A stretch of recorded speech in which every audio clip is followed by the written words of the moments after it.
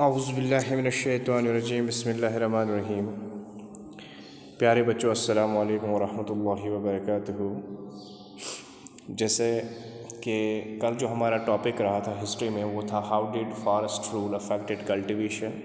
उसको हमने अच्छे से समझा। नाउ जो हमारा आज का टॉपिक है वो है हु कुड हंट। तो जो कि हमने ये पढ़ा था कि लोग जो है वो मोस्टली जो ट्राइबल एरियाज़ थे या वो लोग जो आदिवासी थे वो हंटिंग गैदरिंग पे बहुत ज़्यादा डिपेंड करते थे। अब जो कानून बने थे फॉरेस्ट एक्ट 1856 जो बना, उसमें कौन हंट कर सकता था, यानी शिकार कौन कर सकता था, यही जो है हमारा आज का टॉपिक रहेगा। तो चले without wasting time let us start. The forest laws changed the lives of forest dwellers in yet another way.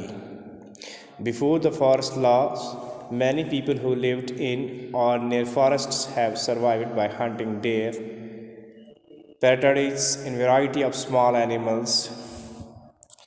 यानी जब फॉरेस्ट लॉ चेंज किया गया तो इससे जो बहुत सारे डेवलपर्स, जो फॉरेस्ट डेवलपर्स हैं, उनकी ज़िंदगियों पे बहुत ज़्यादा असर पड़ा।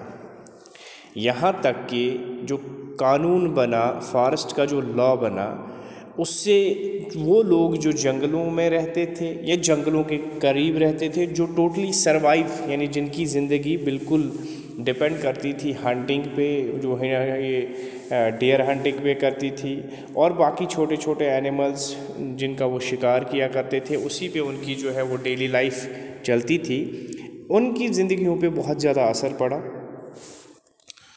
This customary practice was prohibited by the forest laws. ये जो अमल था, ये जो हंटिंग का मसला था, जो शिकार लोग करते थे, इसे प्रोहिबिटेड करार दिया गया। यानी अब ये जो है ये ख़िलाफ़ है, कानून के ख़िलाफ़ है। इसे क्या कहें कि इसे बैन कर दिया गया। अब जो लोग those who were caught hunting were now punished for poaching. ये जो लोग अब हंट करते थे, वो अगर पकड़े जाते तो उनको सज़ा मिलती थी। पोचिंग जो होता है वो जो जंगल की स्मगलिंग करते हैं, उस केस में फंसाया जाता था उन्हें। पोचिंग के केस में जो स्किन टास्क वगैरह बेचते हैं वो लोग, जिसकी स्मगलिंग होती है, उस पोचिंग के केस में इन्हें अरेस्ट किया जाता था। While the forest law deprived people of their customary rights to hunt, hunting of big game became a sport. In India, hunting of tigers and other animals had been part of culture of the court and nobility for centuries. Many Mughal paintings show princes and emperors enjoying a hunt. चूँकि ये customary right जो hunting था, that was a customary right, तो पुराने ज़माने से ये बिल्कुल चलता आ रहा था, लोग करते थे। और जो बादशाह थे वो हंटिंग करते थे, वो उन्हें तो शौक़ था शिकार का। उनके जो बच्चे, जो प्रिंसेस थी, वो भी शिकार करते थे। जैसे हमने देखा कि जब हमने मुग़ल पेंटिंग्स देखी, जब हम मुग़लों का दौर पढ़ते हैं, जब वो पेंटिंग्स हमने देखी, तो उसमें क्या होता है कि हाँ, उसमें बहुत सारी पेंटिंग्स में हमने देखा कि किस तरह से वो पेंटिंग जो है वो हमें ये दिखाती है कि मुग़ल एम्परर्स जो थे, उनके जो प्रिंस हैं या वहाँ के एम्परर्स जो हैं, वो किस तरह से शिकार को एंजॉय करते थे। ठीक है ना बच्चे? तो इस तरह से हम ये समझ सकते हैं कि हंटिंग जो है ये एक ट्रेडिशनल एक मामला था जो कई सालों से, बहुत पुराने ज़माने से चलता आ रहा था। बट जब कॉलोनियल रूल हुआ तो स्केल ऑफ हंटिंग जो है ना वो ज़्यादा बढ़ गई। अब मेरी बात आप समझ रहे हैं अच्छे से?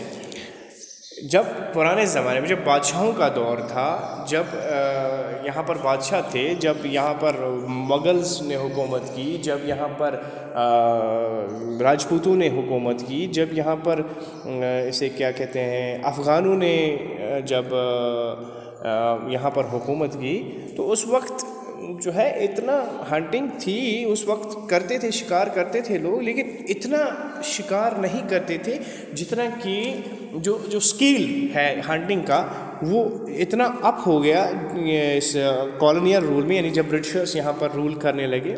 उससे पहले भी हंटिंग होती थी लेकिन वो बहुत कम था। उसके बाद में इन्होंने कानून बनाए। अब हंटिंग कौन कर सकता था, जो हमारा टॉपिक है, अब हंटिंग यही लोग करते थे। जैसे हंटिंग यही लोग करते थे और बाकियों के लिए जो है ना ये प्रोहिबिटेड करार दिया जाता था।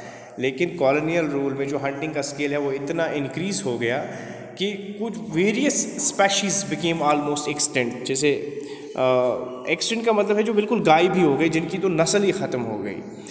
The British saw large animals as sign of wild. जैसे ब्रिटिशर्स बोलते थे कि जो वाइल्ड एनिमल्स हैं, कुछ प्रिमिटिव है, कुछ सिविल सोसाइटीज़ के हैं। They believe that by killing dangerous animals the British would